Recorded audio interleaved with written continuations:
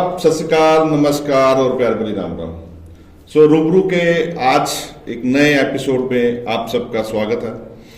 आज जिस शख्सियत को मैं आपके साथ रूबरू करवाने वाला हूं उसके बारे में मैं आपको कुछ बताऊंगा। फाजिल्का की एक ऐसी बेटी जो 2000 से लेके टिल 2025 तक टॉपर रही है, उसके टॉप करने का और टॉप रहने का क्या लाइफस्टाइल था, कैसे उन्होंने अपनी जर्नी को टॉप में रखना।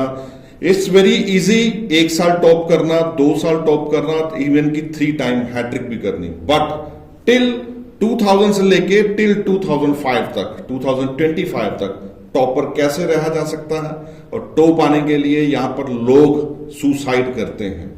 आज हम उनसे जानेंगे कि टॉप कैसे रहा जा सकता है। सो आज मैं आपको मिलाने वाला हूं, अगर मैं बोलूं तो एक साइकोलॉजिस्ट के साथ में, मैडम श्वेता मैनी जी। वेलकम श्वेता मैम इन रूबरू, आपका हमारे इस एपिसोड में स्वागत है। सो आज मैं आपसे ये जानना चाहता हूं कि जैसे कि मैंने आपके बारे में पढ़ा या सर्च करा कि 2000 से लेके टिल 2025 तक एक टॉप में रहना बहुत मुश्किल है। 25 साल का करियर में टॉप में रहना, it's very difficult for us and for all. So आज आपके थ्रू ऑडियंस ये जानना चाहती है कि इसके पीछे क्या राज है। तो मैं स्टार्ट करना चाहता हूं कि आपने 2000 में 10th करी, उसके बाद की जर्नी आप प्लीज मेरे साथ शेयर करिए। So 2000, I was in 10th standard and I cleared from ICSE. Okay. And I was a topper from ICSE. अगर आप ये पूछें कि मुझे ड्रॉ क्या करता था या पुश क्या करता था सक्सेसफुल होने के लिए या हमेशा टॉपर रहने के लिए, तो एक तो वो होता है पेरेंट्स। एज अ फीमेल बहुत सारी लड़कियों को बहुत अपॉर्चुनिटी नहीं मिलती है, बट मुझे एज अ गर्ल ये हमेशा समझाया गया था कि you are no less than anybody and you have to make us proud, and in this world dominated by men you can do everything that you want to do. So that pushed me, like I am getting the opportunity. और मैं आसपास देखती थी कि बाकी लड़कियों को वैसा ट्रीटमेंट नहीं मिलता है, तो अगर मेरे पेरेंट्स मेरे को इतनी अपॉर्चुनिटी दे रहे हैं तो I should also make them proud. That's what drove me most of the time, to make my parents proud and make them happy was one thing that drove me the most. But मैं यहाँ पे एक छोटा सा add पूछना चाहूंगा। Mostly ना जो गर्ल्स चाइल्ड होते हैं वो अपने फादर के साथ कनेक्टेड होते हैं, तो क्या आपके साथ भी ऐसा था कि आप मदर के साथ कनेक्टेड थे? नहीं, मदर के साथ कनेक्शन था, but mother did not teach me. My father sacrificed his career, बैठ के कोर्ट छोड़ के, इज अ लॉयर, मुझे पढ़ाते थे। चाहे उनका कोर्ट केस हो, कई बार उनका करियर बहुत सफर भी करा है। नर्सरी से लेके 3rd स्टैंडर्ड तक वो मुझे इतना पुश करते थे कि फॉर एग्जाम्पल अगर I am giving an answer to a question and I was studying in English medium, तो बच्चे रट्टा लगाते हैं, उनको आदत होती है, तो I am answering the question and he would ask me, अच्छा तूने ये जवाब तो दे दिया, इस वर्ड का मतलब क्या है? And if I don't know the meaning I would have to start the entire syllabus all over again. Why? Because he said समझे बिना पढ़ रहे हो तो कोई मतलब ही नहीं है। That's the secret that he gave me, कि समझ के पढ़ना है, अगर एक भी वर्ड का मतलब नहीं पता तो you will start all over again. But वो चीज आज भी चल रही है, and some schools and some students are facing this kind of problem कि मैं अगर बोल लूं तो तोते वाला काम चल रहा है, right. कि इतना ही पढ़ाओ और इतने से एग्जाम ले लो। आई थिंक सम कुछ प्रॉब्लम्स आर देयर, या कई स्टूडेंट्स पढ़ना नहीं चाहते। इवन कि if I am also from education sector, आज हमारे पास जो एक स्ट्रेंथ है वो ओनली 50 to 80% पे है। 90 से 95% की स्ट्रेंथ हमारे पास नहीं है। सो मैं आपसे ये पूछ रहा हूं कि आपने 2000 में टॉप करा, 2002 में टॉप करा, इवन की you from MGM college from Chandigarh, you also top there and you topper the best topper in the university also. इस टॉपर को स्टेबिलिटी कैसे बनाई आपने? Okay, so whatever I studied, I tried to understand that. For example, I'm a psychologist. तो psychology में अगर मैं Freud को पढ़ रही हूँ या कोई डिफेंस मैकेनिज्म पढ़ रही हूँ, मतलब जैसे रैशनलाइजेशन में आपको एग्जांपल देती हूँ, रैशनलाइजेशन क्या क्या मतलब है कि एक लड़की केक पड़ा था, उसने पूरा केक खा लिया। अब उसको पता उसकी चॉकलेट केक उसकी सेहत के लिए अच्छा नहीं है, पर उसने खा लिया। वो रैशनलाइज कैसे करेंगे कि ये तो पड़ा पड़ा खराब हो जाता, पैसे वेस्ट हो जाते, रैशनल मैंने खा लिया, पर ये हेल्थ के लिए तो ठीक नहीं है। ये रियल लाइफ एग्जाम्पल है। जब भी आप कोई अपनी पढ़ाई को रियल लाइफ एग्जाम्पल से जोड़ के पढ़ेंगे ना, तो you will always understand it, plus it will become a part of your life. That is real education, not mugging up something. So that is the secret. Whenever I studied, I tried to see, like social studies पढ़ते हैं जब हम पढ़ रहे हैं कि prime minister कैसे बनता है, प्रेसिडेंट कौन है, सिविक्स में ये सब पढ़ते हैं हम। बट अभी कौन प्राइम मिनिस्टर है, वो वर्क कैसे कर रही है गवर्नमेंट, उसमें इंटरेस्ट लो, लाइक न्यूज़पेपर्स पढ़ो तो पता चलता है कि जो हम पढ़ रहे हैं वो हमारी रियल लाइफ से कनेक्टेड है। सिलेबस बहुत अच्छा है, बट उसको पढ़ने का तरीका गलत है। So it means according to you कि मैं ये बोलूं कि सारे स्कूल गलत पढ़ा रहे हैं? नहीं, ये नहीं बोलेंगे। थोड़ा डायरेक्शन की जरूरत है। मार्क्स ओरिएंटेड से ज्यादा होके बच्चों को प्रैक्टिकल असाइनमेंट्स में ज्यादा इंटरेस्ट लेना चाहिए, और उसमें पार्शियलिटी नहीं होनी चाहिए, क्योंकि जो प्रैक्टिकल असाइनमेंट्स पे आता है ना, तो टीचर के हाथ में हो जाता है। कोरोना पार्शियलिटी का meaning, what is the meaning of partiality? मतलब कि मानो कि मैं बोलती हूँ कि रट्टा नहीं लगाना, पेपर पे लिखे हुए पे नहीं चलना। बच्चे को एक असाइनमेंट दो, जैसे कि तुम्हारी गली में बच्चे खेलते हैं, तो तुम अपनी पार्लियामेंट बनाओ और देखो कैसे चलती है तुम्हारी गली में साफ सफाई का, ये वो करो और हैंडल करो। पर वो असाइनमेंट जब बच्चा पेपर पे लेके आता है या रिकॉर्ड कर ली मान लो, तो टीचर की मर्जी हो जाती है कि कितने नंबर देने हैं। वो पार्शियलिटी नहीं होनी चाहिए कि टीचर की मन मर्जी पे है, उसके पैरामीटर्स बनाओ, लेकिन प्रैक्टिकल जो वर्क है ना, जो अपनी पढ़ाई को, उस पे फोकस करो। तो डेफिनेटली बच्चों के ना में अवेयरनेस ज्यादा आएगी और काम की पढ़ाई ज्यादा होगी, ना कि मगिंग अप चल रही है। And second thing, when you decided कि आप साइकोलॉजी की तरफ जाएंगे, मतलब साइकोलॉजिस्ट की तरफ जाएंगे, if you are topper in 10th, topper in +2, but when you decide, why you decide this kind of thing? So I belong to Fazilka, and it's a very small town, and my parents, father is a lawyer and mother is a teacher. Like every middle class parent, they told me कि अच्छा तुम first आए हो तो doctor या engineer बन जाओ, यही माइंडसेट चलता है। और मैं उनको बुरा भी नहीं बोलूंगी इस चीज के लिए, क्योंकि उनको भी एक्सपोजर नहीं था कि क्या है। बट एक चीज उनके अंदर थी कि उन्होंने मुझे कभी रोका नहीं कि क्या करना है। Okay. तो मुझे शुरू से इंटरेस्ट था लिटरेचर पढ़ने में। साइकोलॉजी नाम की चीज तो 10th तक सुनी नहीं थी, लेकिन इतना समझ में आता था कि जो लिटरेचर में कैरेक्टर्स होते हैं उनके दिमाग में क्या चल रहा है ना, ये जानने में मुझे ज्यादा मजा आता है, बजाय कि जो नेचर और ये जो चीजों को डिस्क्राइब कर रहे हैं। आई यूज्ड टू से like nature is fine but human nature is finer. That's what I read from Shakespeare and I believed in it. तो उससे मुझे समझ में आया कि मुझे ना जो किसी के दिमाग या दिल में चल रहा है ना, उसमें इंटरेस्ट है। बट +1 2 मैंने करी साइंस से, and I did top in that, because मुझे ये है कि what ever is worth doing well, अच्छे से करो करना है तो। But I was always interested in literature or human nature and all that. So I went to MCMDAV Chandigarh, and there I spoke to my teacher. Her name is Sneha Jaswal, and she's like, I said, अब मुझे literature पढ़ना है, मुझे English honors चाहिए। कहते आपको क्यों लेना है? So I said कि मुझे ऐसे ऐसे इंटरेस्ट है, मैं पढ़ती हूँ। तो she said, why don't you take psychology, give it a try, आपके मार्क्स बहुत अच्छे हैं, और मैं सिर्फ अच्छे मार्क्स वाले स्टूडेंट्स को एनरोल कर रही हूँ साइकोलॉजी के लिए। So I was like okay, and she explained it to me what psychology is all about. मुझे लगा हाँ ये तो ना रिलेटेड सही है कि लिटरेचर साइकोलॉजी की थोड़ा साइंटिफिक ट्रीटमेंट मिलेगा लिटरेरी चीजों को, जैसे कि हम कोई कैरेक्टर्स की भी साइंटिफिक स्टडी कर सकते हैं साइकोलॉजी के अंदर, कि ये कैरेक्टर को क्या डिसऑर्डर हो सकता है या ये कैरेक्टर के दिमाग में क्या चल रहा है। तो मैंने ले लिया साइकोलॉजी, मेरी कोई एक्सपेक्टेशन नहीं थी। तो यहाँ पे मैं ये बोलूँ कि वो एक मैम ने आपको यू टर्न दिया? Yes. She was a major factor in me studying psychology and understanding it so well. Okay. And second thing, after the graduation, you did your masters and also. And point is this ki why again you turn to UPSC or civil? Yes. So, why?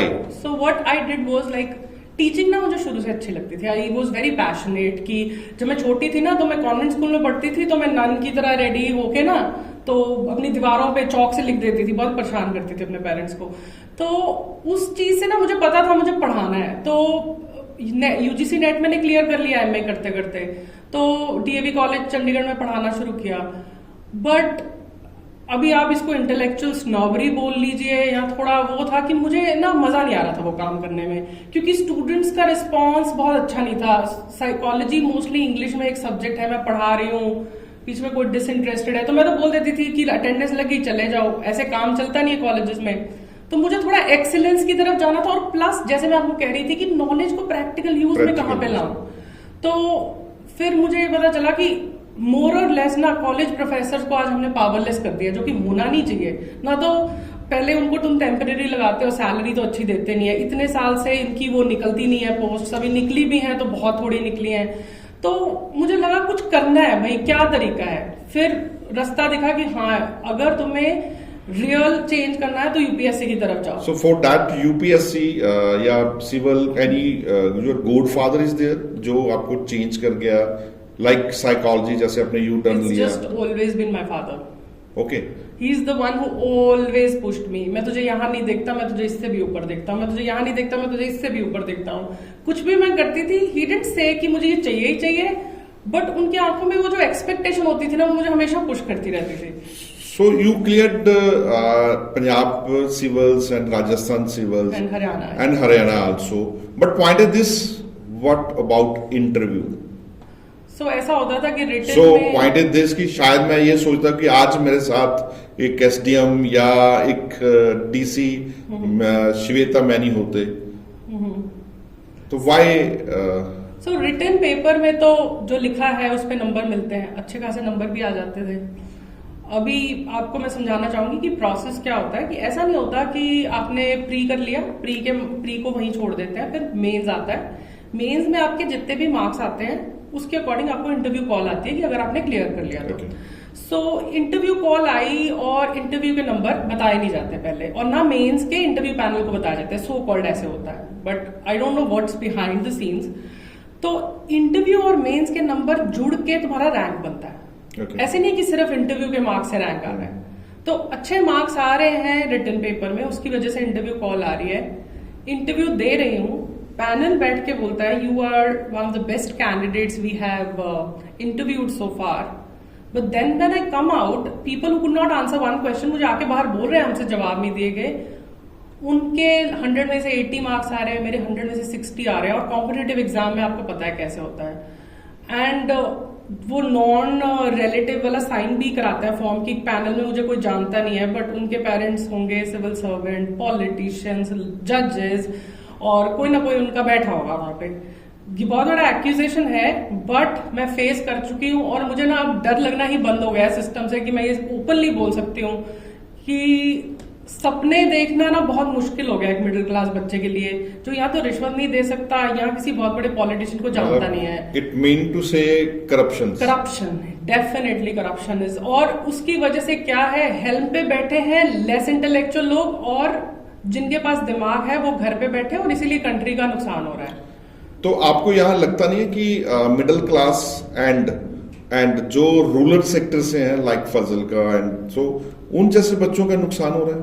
Definitely अभी तो फिर भी बहुत situation better हो गई है, because UPSC की coaching आप ऑनलाइन ले सकते हो। Okay. जिस टाइम पे मैं तैयारी कर रही थी ऑनलाइन सिस्टम में भी इंट्रोड्यूस हुआ था एजुकेशन का, स्पेशली कोचिंग का। तो अगर किसी को भी यूपीएससी क्लियर करना है तो सीधी बात थी, दिल्ली राजेंद्र नगर चले जाओ। ठीक है, तो मेरे को ये था कि मैंने पीसीएस क्लियर कर लिया, एचसीएस क्लियर कर लिया, आरएस क्लियर कर लिया, और मैंने कभी कोई कोचिंग नहीं ली। आई वाज कॉन्फिडेंट कि हो जाएगा ये भी, और देती रही, कभी 0.15 कभी 0.13 से प्री रहता रहा। बट लास्ट अटेम्प्ट में आके मुझे मेरे एक फ्रेंड जिसने क्लियर कर रखा था, जब मेरी आंखें खोली कि ये तो पूरी इंडस्ट्री है, ये फैक्ट्री है, तुम्हें वो पहले से ही बताएंगे यूपीएससी ये पेपर ले चुका है, ये ट्रेंड चलते हैं, तुम्हें ऐसे करना है, वो मुझे पता ही नहीं था। और आज मैं कहती हूँ कि फिर भी बहुत बेटर हो गया रूरल और छोटे शहरों के बच्चों के लिए, क्योंकि ऑनलाइन वो सब अवेलेबल है, हमारे टाइम पे नहीं था। And it's a blessing, online coaching है। हम डिजिटल मीडिया को बहुत गालियां देते हैं कि बच्चों को बिगाड़ रही है, पर ये ब्लेसिंग भी है। बट पॉइंट इज दिस, जैसे आपने बोला कि यूपीएससी की कोचिंग लेनी है तो दिल्ली राजेंद्र नगर आप चले जाइए, बट क्या लगता है कि वहां पे इतनी ज्यादा भीड़ है और all have their enough money for a corruptions and then no they don't and Then- even I as like someone जिसके पेरेंट्स उसको बोल रहे थे कि चले जाओ, आपकी पढ़ाई पे हम पैसे लगाने को तैयार हैं, मुझे लगता था कि अगर नहीं हुआ तो कितने लाख का नुकसान करके आऊंगी। क्योंकि जब आप डिग्री करने जाते हो, वो तो मुझे कॉन्फिडेंस था ना मैं पूरी करके आ जाऊंगी। यूपीएससी कोई डिग्री तो है नहीं जो कर लोगे, और अच्छे से अच्छे लोग जो आज एक आईएएस क्लियर कर गए दोबारा पेपर देते हैं, शायद उनका प्री भी क्लियर नहीं होता है। तो वो चीज का मुझे हमेशा से अंदर से डर था, मैं अपने पेरेंट्स के इतने पैसे वेस्ट नहीं कर सकती हूँ, उनकी ओल्ड एज की जो सेविंग्स है उसको ऐसे एक्सपेंड नहीं कर सकती हूँ, चाहे वो मुझे बोल रहे हैं चली जा। तो वो डर तो रहता है। और हर बच्चा सिलेक्शन रेशियो 0.0001 टाइप है, तो कौन मतलब लाखों में से कुछ 100 सिलेक्ट होंगे, तो क्या ही आप गारंटी ले सकते हो कि होगा। मेहनत के बाद भी, इंटेलिजेंस के बाद भी, कोचिंग के बाद भी, और फिर उसके ऊपर से करप्शन भी है। तो यूपीएससी में कम है, स्टेट सर्विसेज में तो बहुत ही ज्यादा जिन है। बच्चों को होप है कि they go for as UPSC, क्या वो छोड़ दे सपना देखना?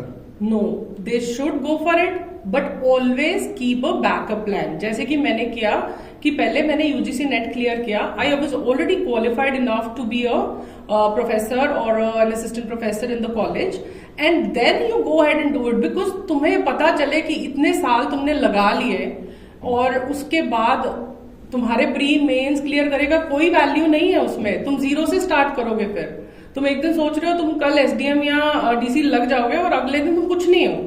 ये मेरे साथ मल्टीपल टाइम्स हो चुका है। और फिर दिमाग में तुम सोचो मैं करूं क्या, देन यू गेट सुसाइडल।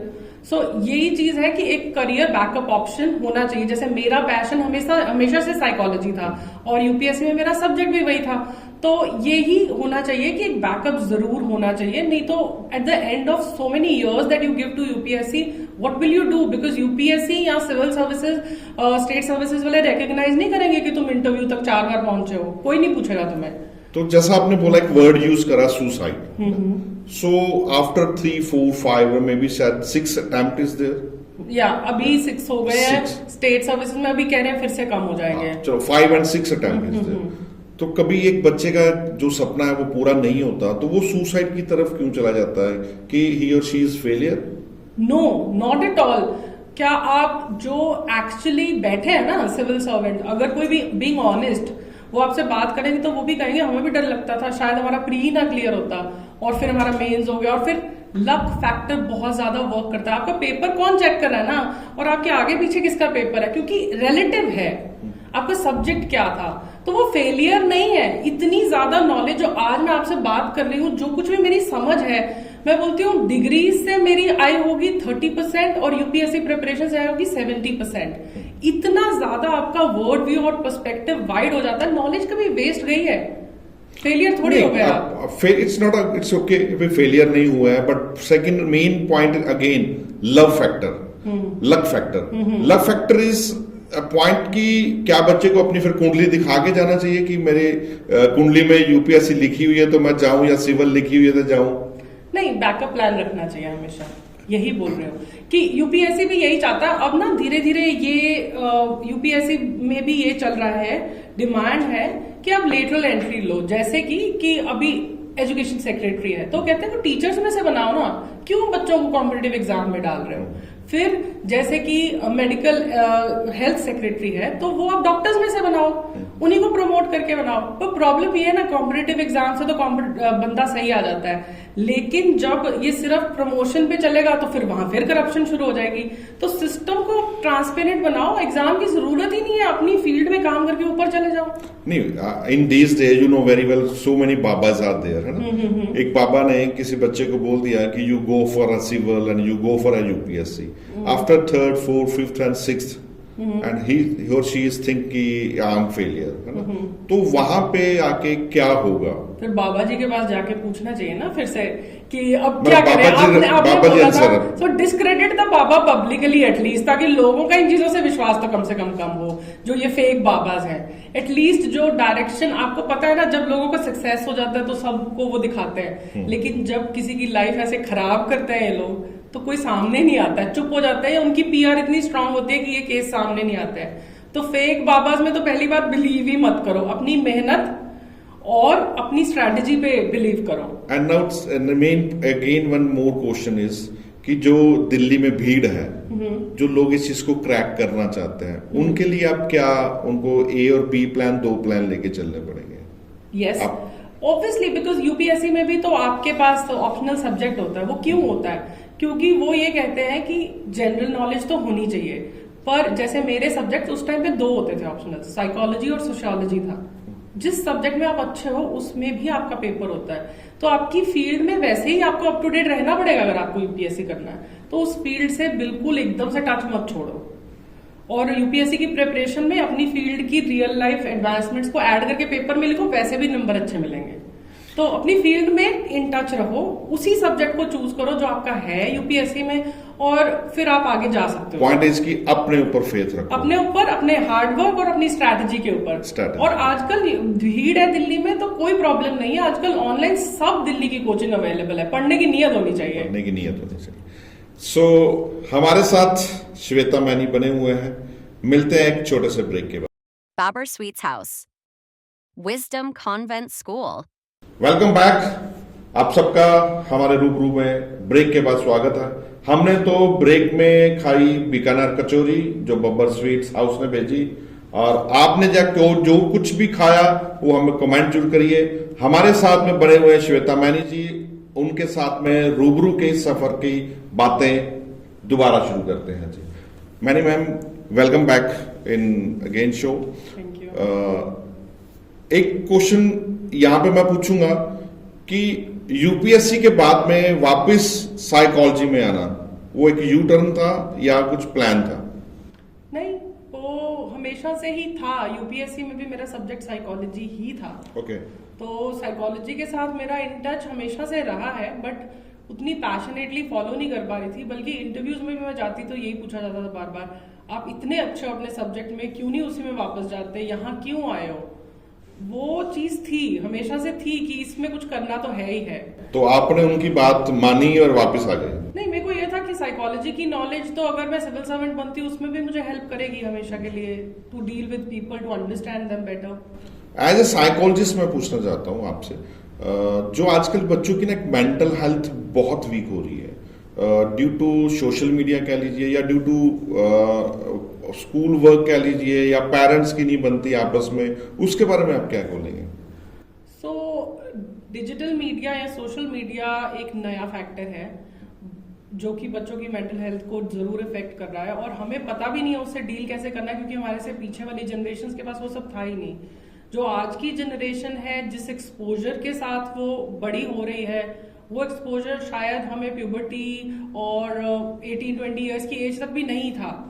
तो बच्चों को बहुत जल्दी सेक्सुअल कंटेंट से एक्सपोजर मिल रहा है, जिससे कि उनकी मेच्योरिटी जल्दी आ रही है, और वॉयलेंट गेम्स खेल रहे हैं वो, उससे उनके अंदर एग्रेशन ज्यादा आ रहा है। और पेरेंट्स की मजबूरी ये हो गई है कि दोनों पेरेंट्स वर्किंग हैं, न्यूक्लियर फैमिलीज हैं, और अब बच्चे का ध्यान बटाने के लिए उनको भी थोड़ा अलोन टाइम चाहिए, या सांस लेनी होती है तो बोलते चल टीवी देख ले, चल आईपैड पे गेम खेल ले। बट मैं ना यहाँ से क्वेश्चन, जो मेरा मेन क्वेश्चन क्या था, कि पेरेंट्स कहते हैं कि हमारे पास टाइम नहीं है, ठीक है, हमने तो बच्चे को स्कूल में एडमिशंस करवा दिया है, अब स्कूल जाने वो क्या देख रहा है, but they don't know about क्या कि बच्चा घर पे क्या यूज कर रहा है। They have lot of apps are there, social media पे फेसबुक है, ट्विटर है, जो भी इंस्टा है, स्नैपचैट है, एंड बट आई थिंक कि parents are don't aware about it कि वो किस तरफ ट्रैक जा रहा है उनका। सो आजकल पेरेंट्स को इतना अवेयर तो होना पड़ेगा कि अनमॉनिटर्ड सोशल मीडिया या अदरवाइज इंटरनेट, छोटे बच्चे जो स्पेशली 18 ईयर्स और अंडर हैं, उनको तो ये बिल्कुल यूज मत करने दें अनमॉनिटर्ड, और चाइल्ड लॉक्स लगा के रखें उसमें। और उसके ऊपर भी फोन एक डिफॉल्ट नहीं होना चाहिए कि बच्चे के पास सारा दिन और कुछ घंटे नहीं है, सारा दिन नहीं है और एक आधा घंटा मिल जाए, वैसा होना चाहिए। नहीं, बट यहाँ तो प्रेस्टीज इशू का सवाल हो चुका है कि मम्मा उसके पास में एप्पल 13 है और मेरे को आप एप्पल 15 लेके दीजिए, एंड पेरेंट्स आर मतलब इसको एक प्रेस्टीज इशू के सवाल से वो बोल रहे हैं यस यस बेटा मैं आपको ले दूंगा। मतलब वहां पे पेरेंट्स क्या कर रहे हैं? पेरेंट्स का माइंडसेट ही गलत है वहां पे। ये इशू, स्कूल में यूनिफॉर्म्स क्यों लगाए जाते हैं? ताकि सब बच्चे एक बराबर फील करें, कोई बच्चा बहुत अच्छे कपड़े पहन के आ रहा है, कोई बुरे पहन के आ रहा है, तो उनको डिस्क्रिमिनेशन ना फील हो। लेकिन जब आप इन चीजों पे ले आते हैं तो फिर यूनिफॉर्म मतलब यूनिफॉर्मिटी, बच्चों में ऐसी डिस्क्रिमिनेशन नहीं होनी चाहिए। और पेरेंट्स को भी समझना चाहिए कि बच्चे को ह्यूमिलिटी से बड़ा करें। जैसे कि अभी पता नहीं कितना सच है, बट अंबानीज बोलते हैं हमारे बच्चे बस से स्कूल जाते थे, तो वो एक लेसन सीखना बहुत जरूरी है बचपन में। बड़े होके आप जो ऑन करते हो आप डिजर्व करते हो, उसको एंजॉय करो, बट बचपन में एक डिसिप्लिन होना चाहिए। हमारे शास्त्रों में भी तो ब्रह्मचर्य आश्रम होता था ना, जब ऋषि मुनियों के पास जाके जंगलों में रहते थे। वो बहुत जरूरी है इस एज में बच्चों को फ्रुगैलिटी से, कम चीज रिसोर्सेज से जीना सिखाना, क्योंकि गॉड फॉरबिड कल को प्रॉब्लम आती है तो फिर वो तो उनको तो आता ही नहीं है सर्वाइव करना।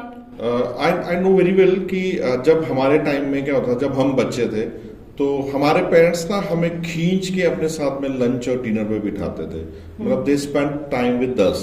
बट इन दीज डेज तो I think they have near about 4 and 5 rooms, एक पर्सन उसमें बैठा हुआ है, they are using the mobile and wife and husband are also using the mobile. But I think कि उनके ऊपर ये चीज ज्यादा ही हैवी हो रही है, तो उसको कैसे कम किया जा सकता है? तो अभी अगर प्रैक्टिकल नहीं है कि आप सारी मील्स इकट्ठी करो बिकॉज ऑफ वर्क आवर्स, तो एटलीस्ट 1 meal a day आप इकट्ठी करिए। और जब वो कर रहे हैं तो जो अपने फोन्स हैं या टीवीज हैं उनको बंद कर दिए, और फोन्स को एक्चुअली एक बॉक्स में रख के साइड में कर दीजिए, साइलेंट हो, कोई उठाएगा नहीं। जब आपकी सारी क्लोजेस्ट फैमिली आपके सामने है तो ऐसी कोई इमरजेंसी तो आएगी नहीं। जब आपकी जो सबसे इमीडिएट फैमिली है तो आपके सामने है, तो आप फोन साइलेंट में कर सकते हैं थोड़ी देर के लिए, और एक मील तो दिन में इकट्ठी करिए। और वो जरूरी है अंडर से एक दूसरे से पूछो कि आपके दिन में क्या हुआ, कैसा था, तो बॉन्डिंग बनी रहती है। नहीं तो आप एक ही घर में रह के बस वो है कि जैसे सेम होटल में रूम्स लिए हुए हैं तो वैसे ही रह रहे हैं लोग साथ, और हस्बैंड वाइफ तो सेम रूम में रह के भी ऐसे रह रहे हैं जैसे बस कोहैबिट कर रहे हैं, but there is no intimacy in them. But it's very dangerous for our society. Yes.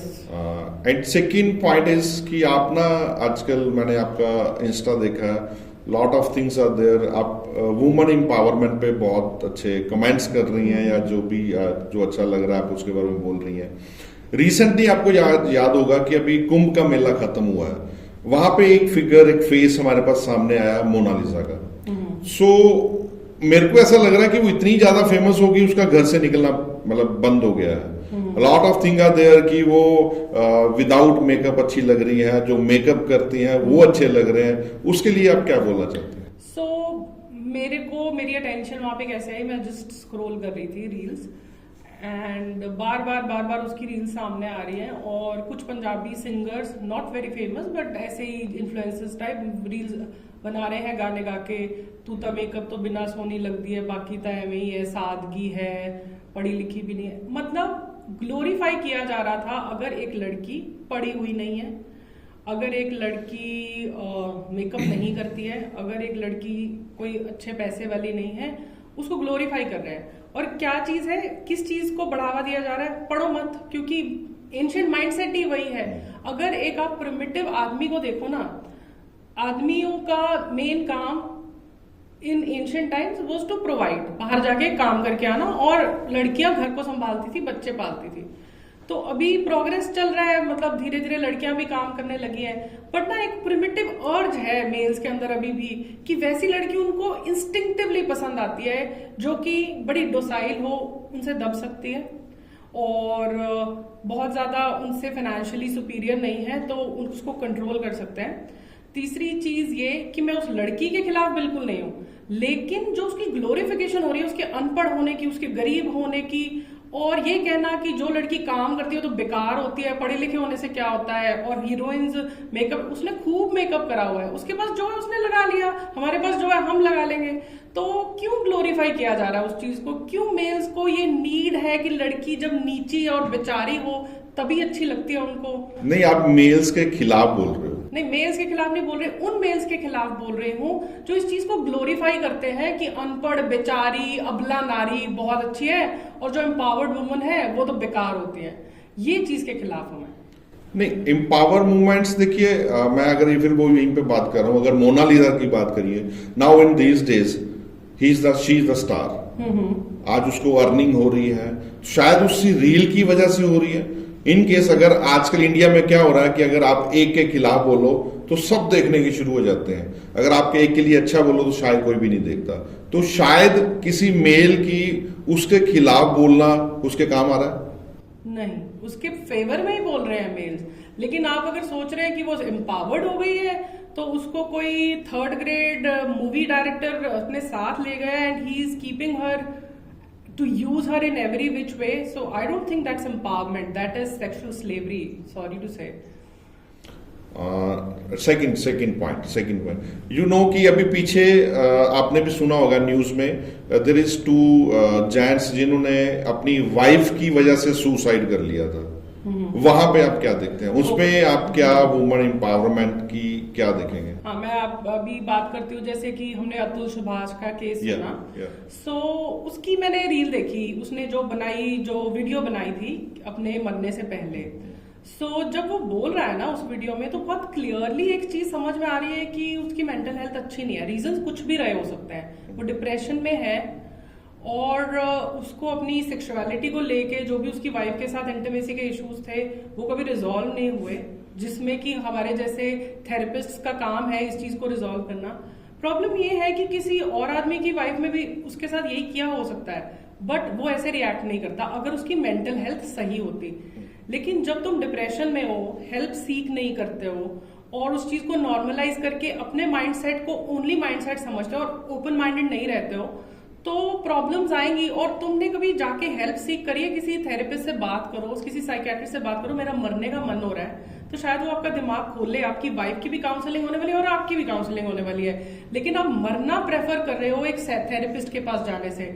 ये माइंडसेट बहुत प्रॉब्लमेटिक है। वो बच सकता था अगर वो थेरेपी सीख करता या मेंटल हेल्प सीख करता साइकियाट्रिस्ट से, तो वो बच सकता था और उसकी वाइफ के माइंडसेट पे भी वर्क किया जा सकता था, बट किसी ने किया ही नहीं। क्योंकि पॉइंट यहाँ की कि मैं आई थिंक अगर सुसाइड हुआ है तो सुसाइड के लिए तो आई थिंक सिर्फ 30 सेकंड लगते हैं सुसाइड के लिए। तो अकॉर्डिंग टू जैसे आपने उसने बोला कि उसकी मेंटल हेल्थ ठीक नहीं थी, तो या तो किसी उसके साथी ने उसका साथ नहीं दिया, इट मींस वाइफ ने भी साथ नहीं दिया। यस, हो सकता है पार्टनर्स में डिसएग्रीमेंट होता है, बट हर कोई आदमी जाके सुसाइड नहीं कर लेता। तो फिर आप ये मान रहे हो कि she is wrong that time? If you are not supporting your partner and exploiting them, you are wrong. But क्या उसकी मेंटल हेल्थ ठीक थी? वो किसी को पता है? उनका मेंटल हेल्थ एग्जामिनेशन किसने किया है? जब कोई मर्डर भी कर देता है तो पागलपन एक प्ली होती है ना कि उसको छोड़ देते हैं, पागल खाने भेजते हैं, सजा नहीं देते हैं। तो हो सकता है उसकी मेंटल हेल्थ भी इतनी खराब हो जो इतनी अजीब अजीब हरकतें करती थी, वो उसकी भी खराब हो, उसकी भी खराब हो, दोनों को हेल्प की जरूरत है, बट अवेयरनेस ही नहीं है हमारे कंट्री में मेंटल हेल्थ इश्यूज की। अवेयरनेस का पॉइंट मैं फिर श्वेता जी पूछ रहा हूँ कि अवेयरनेस का मीनिंग हम क्या समझते हैं? यहाँ तो लोग ये बोलते हैं कि अगर आप साइकियाट्रिस्ट के पास जा रहे हो या साइकोलॉजी के पास जा रहे हो, क्या आप पागल हो गए हो? नहीं, साइकियाट्रिस्ट के पास yes there is complete deterioration, जिसको हम स्किज़ोफ्रेनिया बोलते हैं, जिसमें तुम्हें चीजें दिखती हैं, सुनती हैं जो नहीं हैं। उसमें पागल मतलब क्या समझते हैं? एबनॉर्मल, ठीक है? तो मैं अभी आपको पहले समझाती हूँ कि एबनॉर्मल होता क्या है, वर्ड का मतलब क्या है। कोई भी ट्रेट है, जैसे कि सफाई रखना, हम एग्जाम्पल लेते हैं, सफाई रखना एक ट्रेट है। नॉर्म क्या है कि एवरेज बंदा एक एवरेज लेवल की सफाई रखता है, ठीक है? उसको हम बोलेंगे नॉर्म। जो नॉर्म के बीच बीच में आ रहा है वो नॉर्मल हो गया। अब एक बंदा बहुत कम सफाई रखता है तो उसको हम कहें कितना गंदा है, इसकी मेंटल हेल्थ तो ठीक नहीं है, ये तो पागल है, इतनी गंदगी में रहता है, कपड़े मैले हैं। और दूसरा ओसीडी लेवल पे चला गया जो कि साफ ही करता रहता है, लैपटॉप को भी धो देता है, तो एवरेज लेवल है तो नॉर्मल है, थोड़ा सा इधर उधर हो गया तो एबनॉर्मल हो गया। तो ठीक है, अब एक साइकोलॉजिस्ट है कैरन हॉर्नाई, वो कहते हैं कि neurosis is only a matter of degree. Trade सब में है, थोड़ा सा ऊपर नीचे हो गया तो मतलब वो पागल नहीं हो गया है। आपकी लाइफ में कुछ ऐसी सिचुएशन आई या आपकी ब्रेन केमिस्ट्री ऐसी हो गई, you might need help, but that doesn't make you crazy, that just makes you a normal human being with flaws. And seeking help is a sign of strength, not weakness. But how हम ये कब जानते हैं? आम normal बंदा, मतलब मैं ही हूं, ठीक है, I am working as a educationist in this line, so मैं ये कब सोचूंगा कि मेरी मेंटल हेल्थ खराब हो रही है? मैं ये कब सोचूंगा कि यार वाकई मेरे को एक साइकोलॉजिस्ट की जरूरत है?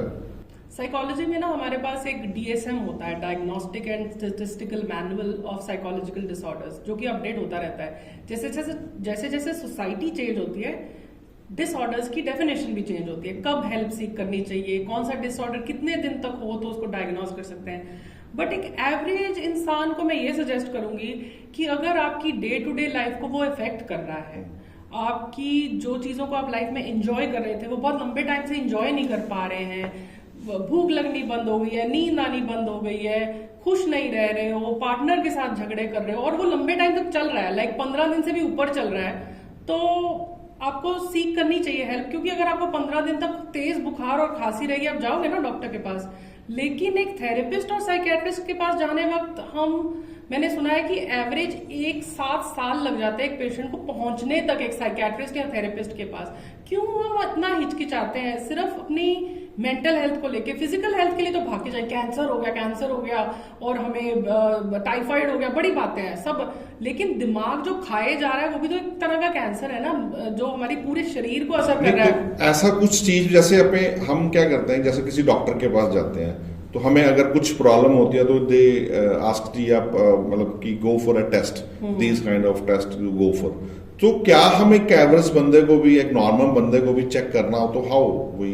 So there are tools for that. There are psychometric tests, Okay. which if you test a person और a certain score होता है, उसकी इंटरप्रिटेशन होती है, उससे आप समझते हैं कि इसको डिसऑर्डर है या नॉर्मल। अगर डिसऑर्डर नहीं भी है, मैं मानिए आपको डिसऑर्डर नहीं है पर आपको टेम्परेरीली लाइफ में प्रॉब्लम आ रही है, मानो कि आपका अपने स्पाउस के साथ बहुत झगड़ा हो रहा है, तो उस इश्यू को रिजॉल्व करने के लिए आप कपल्स थेरेपी ले सकते हो। जरूरी नहीं अब नॉर्मल है, कुछ प्रॉब्लम है, उसको रिजॉल्व करने के लिए आप जा सकते हो। झगड़ा तो देखिए आजकल हर घर में है ना। जो बंदा मैरिड है, चाहे मैं भी हूँ, मेरी भी अपनी वाइफ के साथ नुक्ताचीनी या कुछ बातें होती हैं, लेकिन वो कई बातें तब तक पहुंच जाती हैं, एक वो डाइवोर्स तक पहुंच जाती हैं। वहां पे हमें क्या लगता है कि वहां पे ऐसी सिचुएशन में हमें क्या उनको सुजेस्ट करना चाहिए? वो डेफिनेटली कोर्ट रिकमेंड करती है कि उनको कपल्स थेरेपी में जाना चाहिए। Okay. कुछ टाइम ट्राई करना चाहिए, क्योंकि अगर आपने इतनी बड़ी कमिटमेंट करी है तो you should give it a try.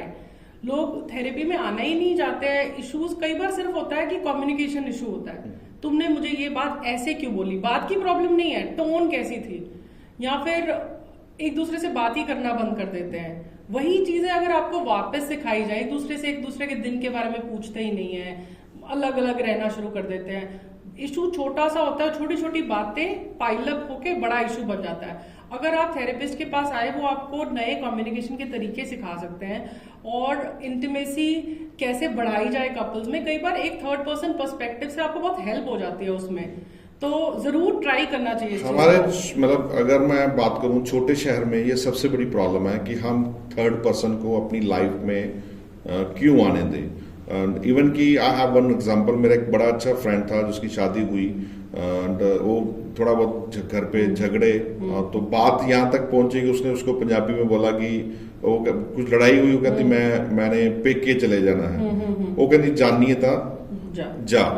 And then after that अभी तक उसका पैचअप दोबारा नहीं हुआ। So these kind of I think कि अगर मैं आज के बच्चों का सिनेरियो देखूं, they are not ready for marriage. Why?